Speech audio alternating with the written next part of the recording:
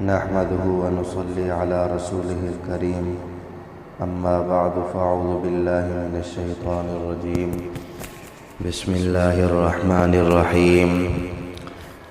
سبھی ساتھی درود شریف پڑھ لیں۔ اللہم صلی علی سیدنا محمد النبی وعلی آلہ واصحابہ وبارک وسلم عدد کل معلوم لک دائما ابدا۔ میرے دوستو، مسائل قربانی میں سے آج ہمارا موضوع ہے جانور کی عمر۔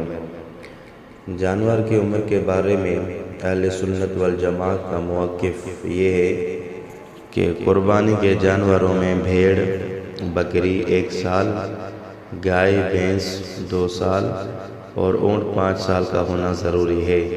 البتہ وہ بھیڑ اور دمبا جو دیکھنے میں 1 سال کا لگتا ہو تو اس کی قربانی بھی جائز ہے۔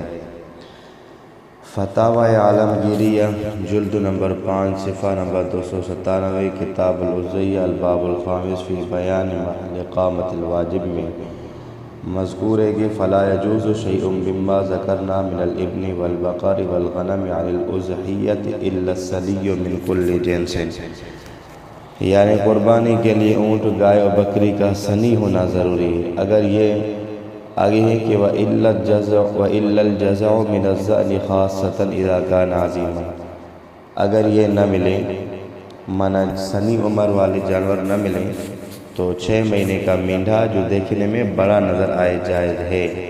تو ابھی ہم نے یہاں سنی کا لفظ پڑھا ہے، تو اس سنی کی معنی کیا ہے تو اس کے بارے میں آگے خود لکھ رہا ہے کہ وَأَمَّا مَعَانِي هَذِهِ الْأَسْمَاءِ فقط ذکر الخدری ان الفقہاء قالوا، کہ مذکورہ جانوروں کے ثنی کا نام معنی امام خدری رحمۃ اللہ علیہ نے بیان فرمایا ہے کہ فقہاء فرماتے ہیں الجزع من الغنم ابن 6 اشہر والثنی ابن سنۃ، بکری کا جزع 6 مہینے کا اور ثنی 1 سال کا ہوتا ہے۔ والجزع من البقر ابن سنۃ والثنی منہ ابن سنتین، اور گائے کا جزع 1 سال کا اور ثنی 2 سال کا ہوتا ہے۔ اور والجزع من الابل ابن 4 سنین والثنی ابن 5، جزع اونٹ کا جزع 4 سال کا ہوتا ہے اور ثنی 5 سال کا ہوتا ہے۔ خلاصہ کلام کا یہ نکلا کہ بکری کا جزع 6 مہینے کا اور ثنی 1 سال کا، گائے کا جزع 1 سال کا اور ثنی 2 سال، اور اونٹ میں جزع 4 سال اور ثنی 5 سال کا ہوتا ہے۔ تو یہ ہے عمر ان جانوروں کی جن جانوروں کی قربانی کرنا جائز ہے۔ تو دلیل میں صحیح مسلم جلد نمبر 2 صفحہ نمبر 155 باب سن الاضحیہ عن جابر بن عبد اللہ رضی اللہ عنہ قال قال رسول اللہ صلی اللہ علیہ وسلم لا تذبحوا الا مسنۃ الا ان يعصر علیکم فتذبحوا جزعۃ من الزن۔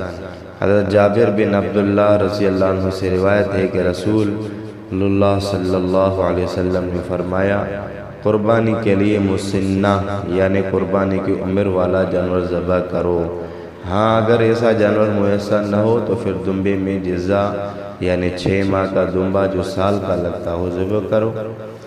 تو فائدہ نمبر 1 الا ان یعصر علیکم کی قید اتفاقی ہے، اعتراضی نہیں ہے۔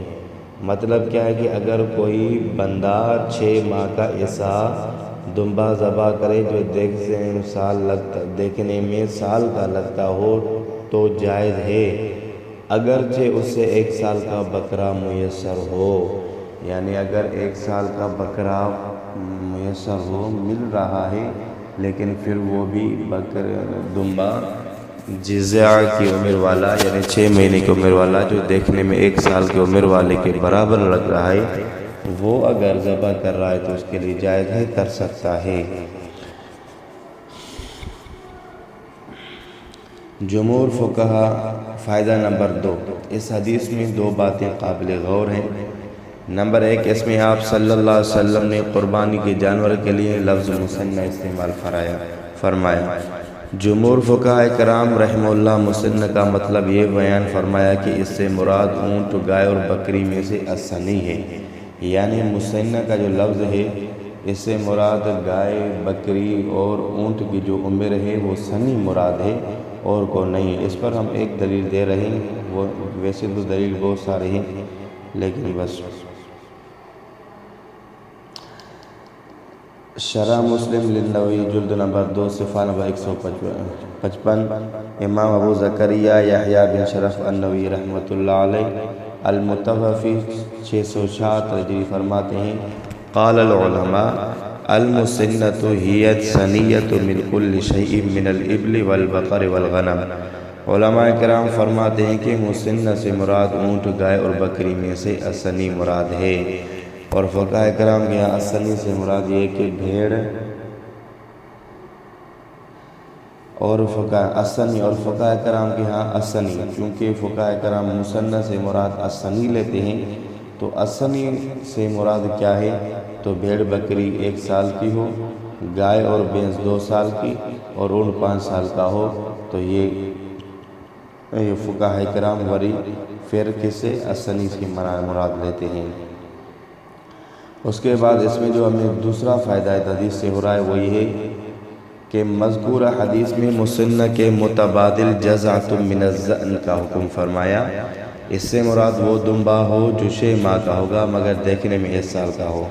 البحر الرائق لابن النجیم جلد نمبر 8 صفحہ نمبر 202، کتاب اضحیہ، علامہ زین الدین بن ابراہیم بن محمد المعروف ابن نجیم رحمہ اللہ المتوفی 970 ہجری فرماتے ہیں، وقالوا هذا اذا كان الجزع عن عظيما بحيث لو خلط بالثنيات يشتبه على الناظرين والجزع من الضأن ما تمت له 6 اشهر عند الفقهاء۔ حضرت فقہاء کرام فرماتے ہیں اس سے مراد وہ دمبا ہے جو اتنا بڑا ہو اگر اس کو سال والے دمبوں میں ملایا دیا جائے تو دیکھنے میں سال والوں کے مشابہ ہو، اور حضرت فقراء کے نزدیک جزع دمبا وہ ہے جو 6 شاہ مکمل کر چکا ہو۔ آخر میں ایک نوٹ ہے کہ یہ حکم صرف بھیڑ اور دمبے میں ہے، بکری، گائے، بھینس اور اونٹ کے لیے نہیں ہے، کہ حدیث پاک میں صرف اس کی اجازت ہے۔ اس کے بعد غیر مقلدین کے ہاں مدار عمر پر نہیں، مدار دانت پر ہے۔ فتاوی اصحاب الحدیث از حافظ عبداللہ غیر مقلد جلد نمبر 2 صفحہ نمبر 392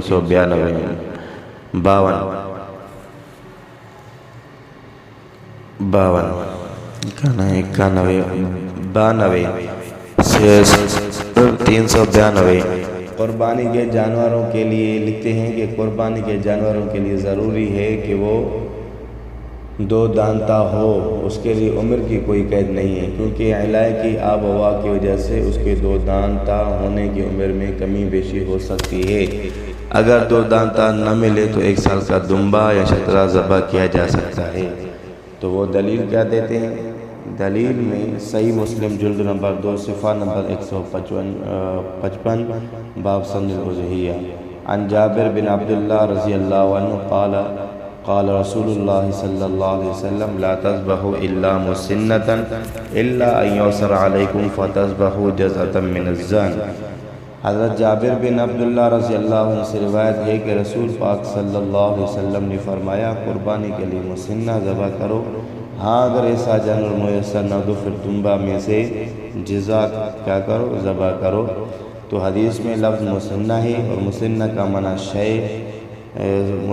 معنی سنی ہوتا ہے، اور سنی لغت میں 2 دانتوں کو کہتے ہیں، لہذا حدیث میں جس جانور کی قربانی کا تذکرہ ہے اس سے مراد ایسا جانور ہے جسے 2 دانت گر گئے ہوں۔ تو اس کو جواب یہ ہے کہ مسنہ کا معنی لغت میں 2 دانتا بھی ہے، جیسے مختار الصحاح میں صفحہ نمبر 90 پر ہے، والثنی الذی یلقی ثنیتہ، کہ سنی وہ جانور جس کے 2 دانت گر گئے ہوں۔ اور مسنہ کا معنی عمر والا بھی ہے۔ القاموس الوحید صفحہ نمبر 812 المسن عمر، المسن کی معنی عمر رسیدہ۔ اور المنجد صفحہ نمبر 994 میم المسن یعنی اس کے بوڑھا جانور۔ تو یہ مسئلہ چونکہ شریعت کا اس کی لغت کا وہ معنی مراد لیں گے جو اصحاب شرع نے لیا ہے، اور وہ ہیں فقہاء کرام۔ تو فقہاء کرام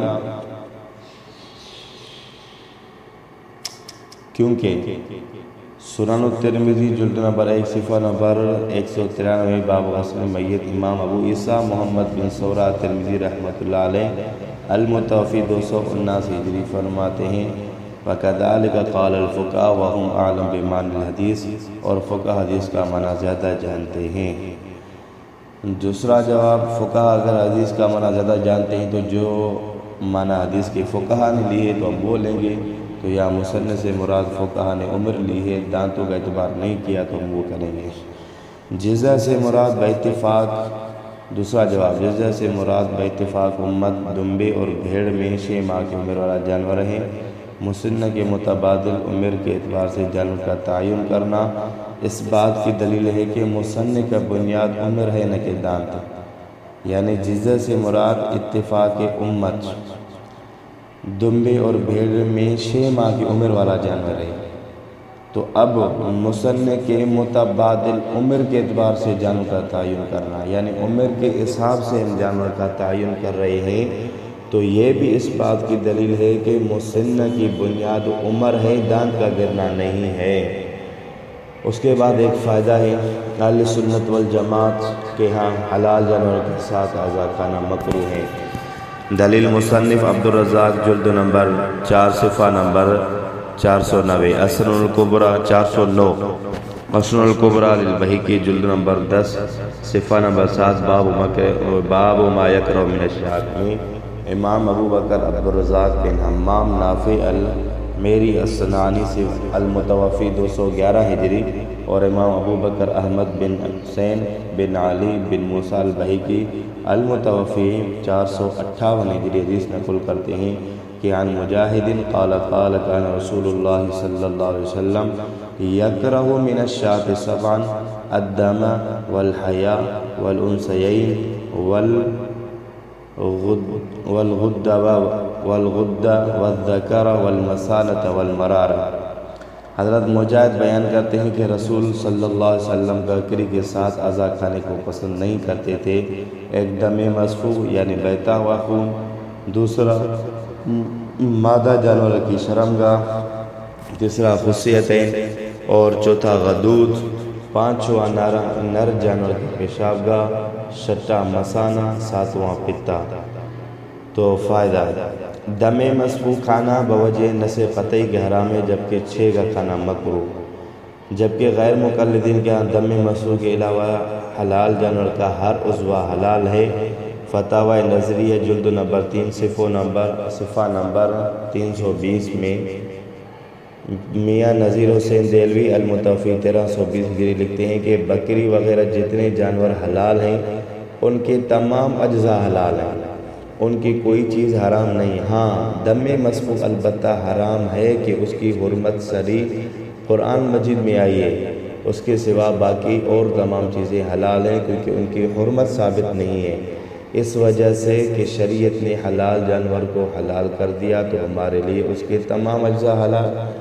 ہاں جس جز کو خود شریعت نے حرام بنا دیا ہے تو وہ جز البتہ حرام ہوگا، اور ہمارے نفوس اور ہمارے طبیعتوں کا بعض اجزاء کو مکروہ خبیث سمجھنا کوئی چیز نہیں ہے، اور شریعت نے ہمیں اس کی اجازت بھی نہیں دی ہے۔ جن اجزاء کو ہماری طبیعتیں خبیث سمجھے ان اجزاء کو حرام یا مکروہ شرعی جانے۔ تو یہ میاں نذیر حسین کا موقف تھا۔ محترم سامعین، آپ نے طبیعت کو دلیل شرعی نہ ماننے کے متعلق، کیونکہ خود میاں نذیر حسین صاحب نے فتاوی نذیر میں لکھا ہے کہ ایسا نہیں کہ اگر ہماری نصوص ہماری طبیعت ہے بعض جز کو مکروہ اور خبیث سمجھنا کوئی چیز نہیں ہے، یعنی ان کا دار و مدار نہیں ہے۔ تو میاں نذیر حسین دہلوی صاحب کی رائے دیکھ لی، جبکہ علامہ وحید الزمان صاحب کی رائے ہے کہ وہ طبیعت کو بھی دلیل شرعی بناتے ہیں۔ چنانچہ موصوف لکھتے ہیں ترجمہ صحیح مسلم از علامہ وحید الزمان جلد نمبر 1 387 باب منی کا حکم۔ اس میں لکھتے ہیں کہ اب ہمارے اصحاب کا ایک قول ضعیف ہے۔ وہ کون سا قول ضعیف ہے؟ کہ منی عورت کی نجس ہے، عورت کی منی نجس ہے اور مرد کی پاک ہے۔ اور ایک قول اس سے بھی زیادہ ضعیف ہے، وہ کیا ہے کہ دونوں کی منی نجس ہے، یعنی ان کے ہاں اگر صرف عورت کی منی نجس اور مرد کی پاک تو کہتے ہیں یہ قول بھی ضعیف ہے، اور اگر صرف مرد کی منی پاک ہو جائے، مرد اور دونوں کی منی نجس، تو کہتے ہیں یہ اس سے بھی زیادہ ضعیف ہے۔ اور کہتے ہیں خود آگے ٹھیک یہی ہے کہ مرد عورت دونوں کی منی پاک ہے۔ ان کا نظریہ ہے کہ مرد اور عورت کی منی پاک، اور جب منی پاک ہوئی تو اس کا کھانا درست ہے یا نہیں، اس میں دو قول ہیں۔ صحیح بات یہ کہ درست نہیں ہے، کیونکہ طبیعت اس سے گھن کرتی ہے، تو لہذا میاں نذیر حسین صاحب نے تو اپنی رائے لکھ لی ہے، اور علامہ وحید الزمان کی رائے ہے کہ طبیعت جس کو گھن کرے تو وہ کھانا صحیح نہیں ہے، یعنی حرام ہے۔ تو غیر مقلدین نہ ماننے پر آئیں تو اجماع اور قیاس تک کو دلیل نہیں مانتے، اور اگر ماننے پر آئیں تو طبیعت کو بھی دلیل مان لیتے ہیں۔ تو دعا ہے کہ اللہ تبارک و تعالی ہم اور آپ کو شریعت کی صحیح سمجھنے کی توفیق عطا فرمائے۔ اللہ تبارک و تعالی ہماری اور آپ کو شریعت پر عمل کرنے کی توفیق عطا فرمائے۔ وما علینا الا البلاغ۔